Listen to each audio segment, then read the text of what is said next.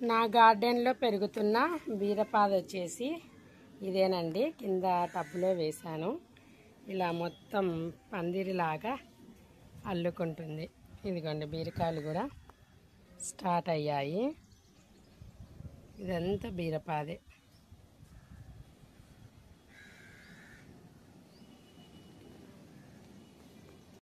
Hi, welcome to Neha Telugu vlogs.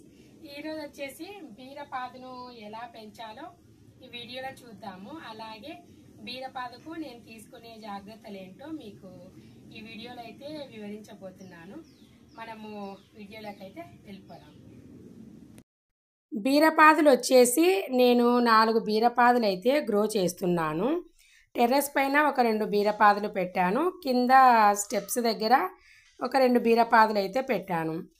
Soil mixing వచ్చేసి soil vermi compost కలిపి నేను ఒక టబ్లో తీసుకొని సీడ్స్ అయితే పెట్టాను. వేసిన ప్రతి సీడ్ అయితే జెర్మినేట్ అయ్యి బీరపాదులు అయితే బాగా అల్లుకుంటున్నాయి. బీరకాయలు కూడా మేము హార్వెస్ట్ చేసుకుంటున్నాము. ఈ బీరపాదును వచ్చేసి నేను కంటైనర్లోనే గ్రో చేస్తున్నానండి. కాస్త వెడల్పుగా ఉన్న టబ్ అయితే తీసుకున్నాను. ఈ సైజ్ అయితే ఉంటుందండి టబ్బు. అందులో ఒక 2 సీడ్స్ ఇక్కడ వేసాను. ఇంకా ఒక 2 సీడ్స్ వచ్చేసి టెర్రస్ పైన వేరే వేరే టబ్స్లో పెట్టాను. మనము ఒకే బీరపాదును గ్రో చేయడానికి కుదరదండి. ఫ్యామిలీకి సరిపడా రావాలి అంటే ఒక 4-5 పాదులు పెంచుకుంటే మనకి ఫ్యామిలీకి సరిపడా బీరకాయలు అయితే హార్వెస్ట్ చేసుకోవచ్చు. ఈ బీరపాదు సీడ్ వేసిన 13 డేస్కి అంతా మనకి ఈ మాత్రం అయితే గ్రో అవుతుంది. సీడ్ వేసిన 4-5 డేస్కి అంతా సీడ్ జర్మినేట్ అవుతుంది. 13-15 డేస్కి ఈ మాత్రం సైజ్ వచ్చేసి తీగ రావడం స్టార్ట్ అవుతుంది. మనకి 36-38 డేస్కి అంతా ఫ్లవరింగ్ అయితే స్టార్ట్ అవుతుందండి. బీరపాదుకి పూత రావడము. మనము కరెక్ట్గా బీరకాయలు హార్వెస్ట్ చేసుకోవాలి అని అంటే 60-70 డేస్ అంటే 2 months టైం అయితే పడుతుంది.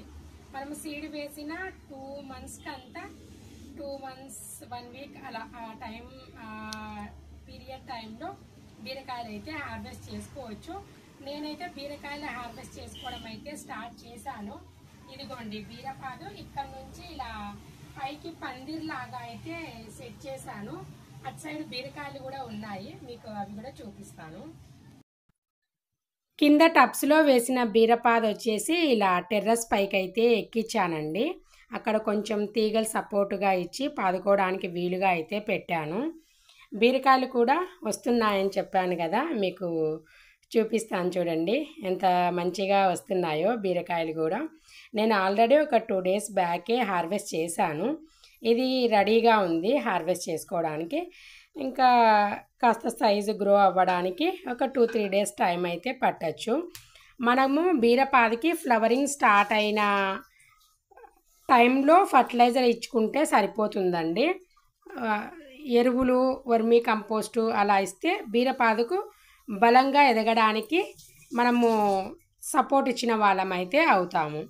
35 డేస్కి అలా ఫ్లవరింగ్ రావడం స్టార్ట్ అవుతుంది కదా, మనం ఆ టైంలో వర్మీ కంపోస్ట్ కానీ ఎరువు కానీ వీటికి కావాల్సిన ఫర్టిలైజర్స్ కానీ స్ప్రే చేసుకుంటే హెల్దీగా పెరుగుతుంది. మనకి బీరపాదు కూడా బలంగా ఉండడం వల్ల ఎక్కువ బీరకాయలు రావడానికి అయితే అవకాశం ఉంటుంది. బీరపాదులకి పిందె రాలిపోవడం అయితే ఎక్కువగా ఉంటుందని చాలామంది కంప్లైంట్ చేస్తూ ఉంటారు కదా. పాలినేట్ అవ్వకపోతే మనకి కాయ అనేది ప్రాపర్గా పెరగదండి. సెల్ఫ్ పాలినేట్ అయినా చేసుకోవాలి, లేదంటే ఆ మొక్క చుట్టూ మనము కొన్ని పూల మొక్కలు గ్రో చేసుకున్నామంటే ఆ హనీ బీస్ వల్ల పాలినేషన్ అయ్యి మనకు బీరకాయలు అయితే వస్తాయి. ఏ బీరకాయ అయితే పాలినేషన్ జరగదో అదైతే మనకి కాయ రాకుండా చిన్నగా ఉన్నప్పుడే పడిపోవడం అయితే జరుగుతుంది. బీరపాదుకు మేల్ ఫ్లవర్స్ అయితే చాలా వస్తాయండి.